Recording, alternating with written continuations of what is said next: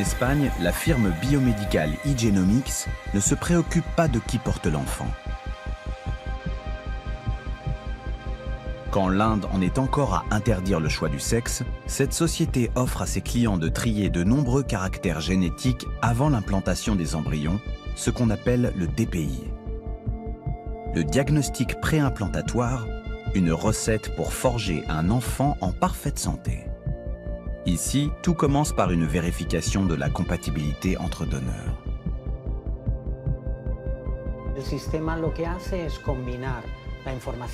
Alors, ce que fait notre système, c'est combiner les diagnostics effectués chez les patients avec ceux des donneurs pour offrir une procréation optimale dans le but de ne pas transmettre une éventuelle anomalie et donc un fœtus atteint d'une maladie. Alors ça, c'est une mutation. Oui, très significative. C'est positif selon cette position.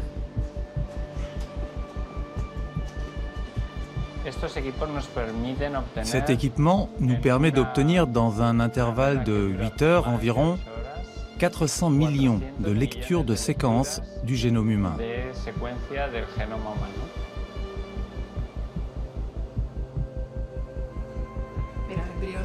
L'embryon 1 est normal. Le 6 aussi. Cette patiente a subi 3 fausses couches et n'a jamais eu de grossesse à terme.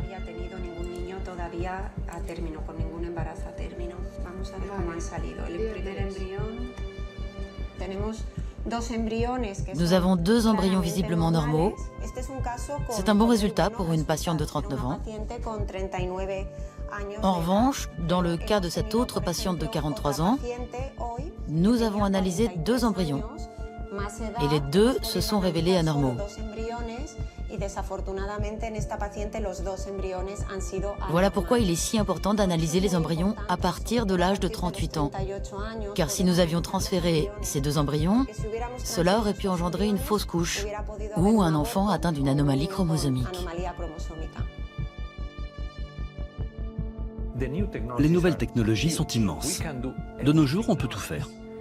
C'est incroyable comme la connaissance a tout révolutionné.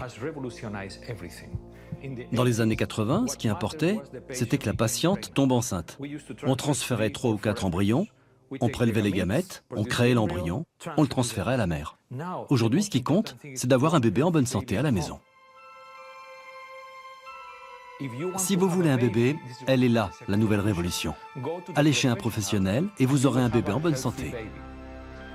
Et gardez le sexe pour le plaisir.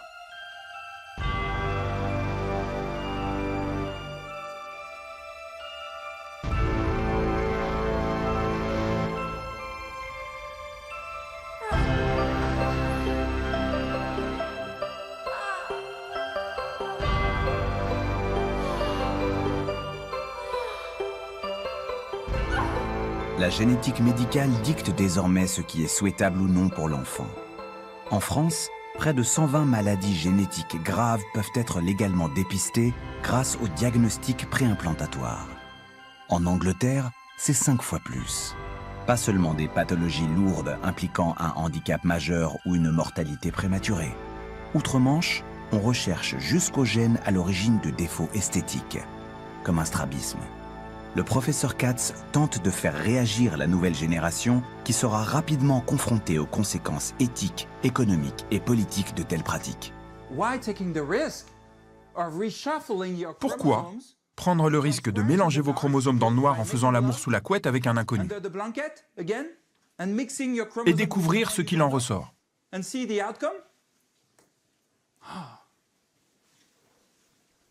Vous n'êtes pas sérieux. Non seulement vous risquez d'avoir un enfant avec un problème de santé, mais en plus, vous risquez d'être très mal couvert par votre assurance santé. L'Agence nationale de fertilité en Angleterre, autrement dit le ministère de la Santé, vient de publier la liste des maladies qui sont éligibles au tri génétique à la naissance.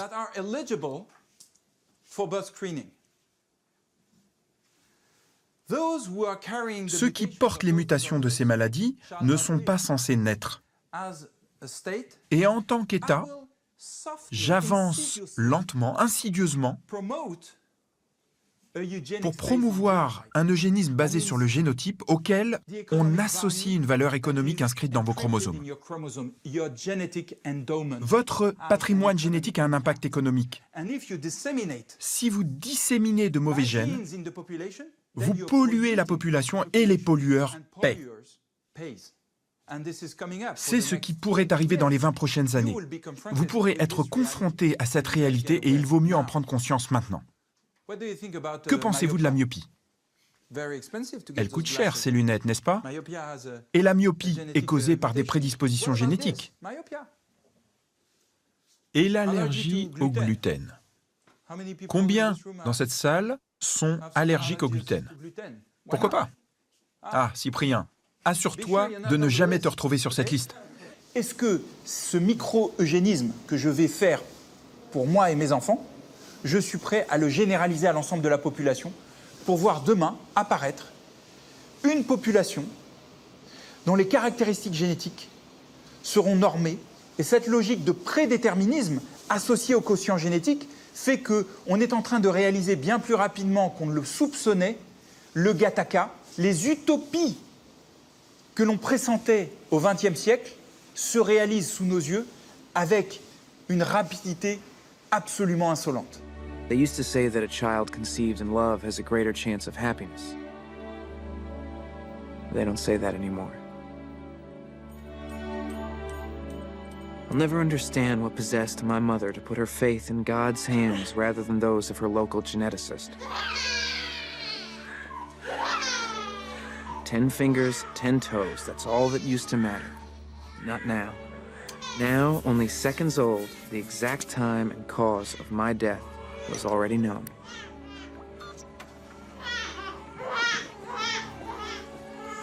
Neurological condition, 60% probability. Manic depression, 42% probability. Attention deficit disorder, 89% probability. Heart disorder,